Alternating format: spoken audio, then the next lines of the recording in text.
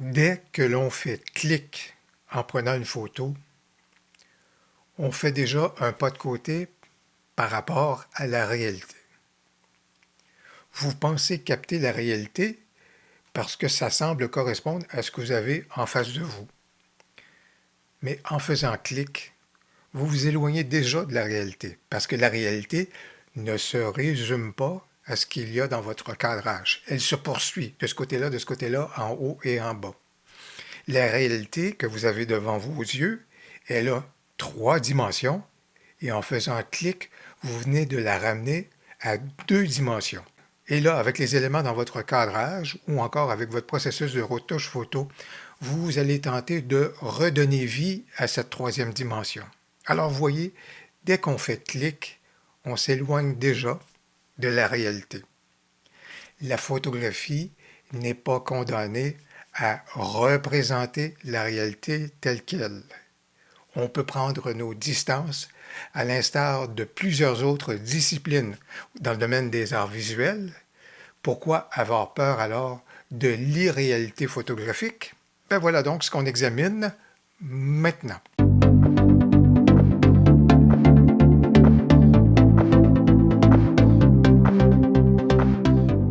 Bonjour, mon nom est Louis Lavoie, je suis l'auteur du blog et de la chaîne fairedelaBellePhoto.com. C'est une chaîne qui s'applique à partager avec vous des trucs, des conseils, des astuces, de même que des découvertes afin que vous puissiez progresser dans le domaine de la photo. Si vous aimez des vidéos comme celle-ci, n'hésitez donc pas à cliquer sur j'aime et surtout, n'hésitez pas à vous abonner. Il y a des sujets dans le domaine de la photo qui requièrent une certaine conformité par rapport à la réalité. Et on peut penser par exemple au photojournalisme, à la photo d'événements, on peut penser à la photo immobilière, on peut penser à la photo documentaire, bref, il y a effectivement des sujets où est-ce qu'on se doit d'être le plus conforme à la réalité. Mais à l'instar de plusieurs autres disciplines artistiques dans le domaine des arts visuels, chacune a eu son évolution et chacune a pris ses distances par rapport à la réalité. Au niveau de la peinture, on ne peint pas aujourd'hui de la même façon qu'on le faisait au 17e, 18e ou 19e siècle, par exemple. Mais outre les sujets que je viens juste d'exprimer, et il y en a quelques autres, est-ce qu'on est nécessairement contraint, lorsqu'on va prendre certains sujets, à représenter la réalité? Et la réponse, c'est que ça fait déjà 150 ans que la photo prend certaines libertés à l'égard de la représentation de la réalité. 150 ans, bien avant Photoshop et bien avant l'intelligence artificielle.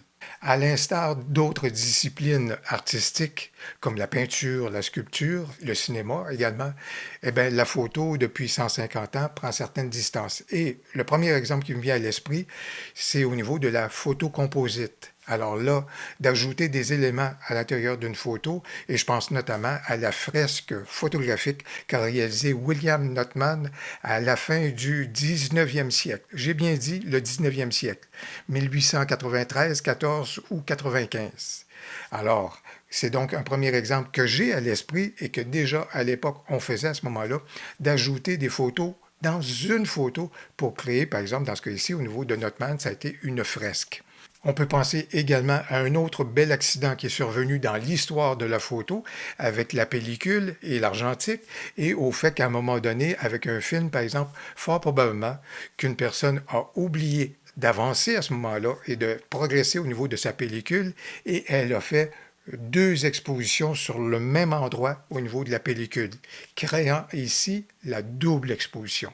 Et la double exposition, eh bien, si vous voulez vous éloigner de la réalité, c'est une façon merveilleuse d'y parvenir en jumelant à ce moment-là 2 réalités qui sont tout à fait distinctes et en créant donc quelque chose qui est tout à fait unique. On peut penser également à l'utilisation de filtres pour faire par exemple des poses longues et donner à ce moment-là un rendu qui s'éloigne également de la réalité. On peut penser beaucoup à des explorations photographiques qui ont été réalisées par les surréalistes dans les années 1930, 1940 et 1950 au niveau du choix du cadrage, du sujet, de la façon que les choses ont été articulées et créées. On peut penser également à certaines explorations qui ont été réalisées avec le freelancing. Le freelancing qui est le fait qu'on ne jumelle pas nécessairement notre objectif à notre boîtier, on ne le fixe pas à l'intérieur de la monture, mais on le met devant la monture. Et à ce moment-là, ça nous permet de faire du décentrement, voire même de laisser rentrer un petit peu de lumière à ce moment-là pour créer des halos lumineux, des light leaks, comme on dit en anglais à ce moment-là, de pouvoir réaliser ce type de création-là. Et on peut penser également à la technique du flou, de créer volontairement le flou à ce moment-là pour créer un rendu qui, lui aussi, va s'éloigner de la représentation de la réalité. Je vais vous présenter certaines de mes réalisations qui s'éloignent volontairement de la représentation du réel. Et peut-être qu'on peut parler ici de création photographique plutôt que de photo, si vous voulez, mais il n'empêche pas moins que l'acte photographique est à la base même à ce moment-là de la réalisation que je vous présente. Et inspiré un peu par le surréalisme des années 1930, 40 et 50, je commencerai avec cette photo-ci que j'ai toujours aimée. Je l'aime parce que la mise en scène qui est là, le cadrage, les éléments de la façon que c'est disposé, bien, on se pose la question, où sommes-nous? Qu'est-ce qu'on voit? Qu'est-ce qu'on observe? J'aime bien cette perte des points de repère. Tout comme, par exemple, dans le cas de cette photo-ci, qui était une pose qui était un petit peu longue avec un oiseau qui vient atterrir, justement, mais le tout est rendu très flou et on se demande qu'est-ce qu'on est en train d'examiner. Un peu inspiré également, par exemple, au niveau des reflets. Et les reflets, c'est merveilleux comme style, comme type de sujet pour nous faire perdre un peu le contact avec la réalité. Parce que la réalité, c'est celle qu'on ne voit pas. Tout ce qu'on voit, c'est le reflet de cette réalité-là au niveau des reflets et ça peut nous permettre d'avoir des superpositions qui sont vraiment incongrues, qu'on ne comprend pas nécessairement. Et puis, au niveau de la hiérarchie, on tente peut-être de démêler le tout si on veut tenter vraiment de comprendre la réalité, mais qu'importe. Alors voilà, donc ici, au niveau des reflets, c'est toujours très sympathique. Si jamais vous avez fait des éléments ou des travaux ou des exercices avec de la fumée, ça vous donne des résultats qui sont vraiment spectaculaires et incongrus, et ça peut nous donner des éléments qui sont là, où est-ce on se pose la question si c'est un androïde, etc. Mais toujours est-il, voilà donc des éléments qui sont vraiment au niveau de l'irréalisme. Encore ici, j'y faisais référence précédemment, avec l'exposition multiple, eh bien c'est une réalité, mais c'est une réalité qui est transformée. Et c'est une réalité qui est multiple, avec différentes réalités qui viennent s'additionner. À ce moment-là, encore une fois, ici, ça peut nous amener à perdre certains points de repère.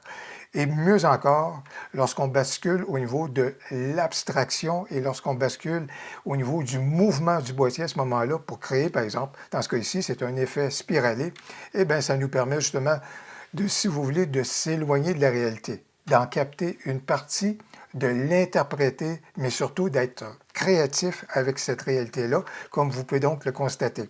Et tout comme Michael Lorton l'a fait au niveau dans les années 1980, lorsqu'il a commencé à prendre ses photos avec ce léger mouvement-là qu'on appelle le mouvement Orton, à ce moment-là où la technique Orton, eh bien, avec cette spirale-là, eh bien, ça nous crée donc des effets graphiques très intéressant et c'est très judicieux au niveau justement de la photo, je vous dirais, particulièrement en automne, ça fait des effets qui sont vraiment merveilleux et spectaculaires.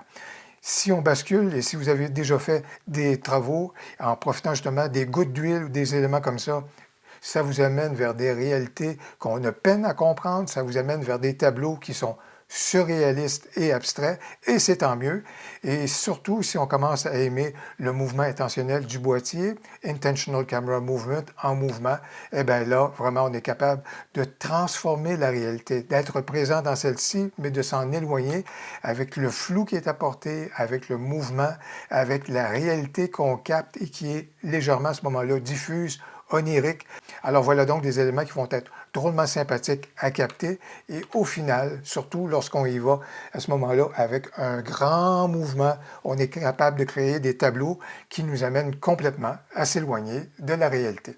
Cette vidéo est un encouragement à voir autrement et à reconnaître que la photographie peut occuper des espaces créatifs à l'instar des autres disciplines artistiques dans le domaine des arts visuels. Si vous avez apprécié la vidéo, n'hésitez donc pas à cliquer sur j'aime et surtout dans les commentaires, faites-nous part de votre perspective quant à la photographie. On a bien hâte de vous lire.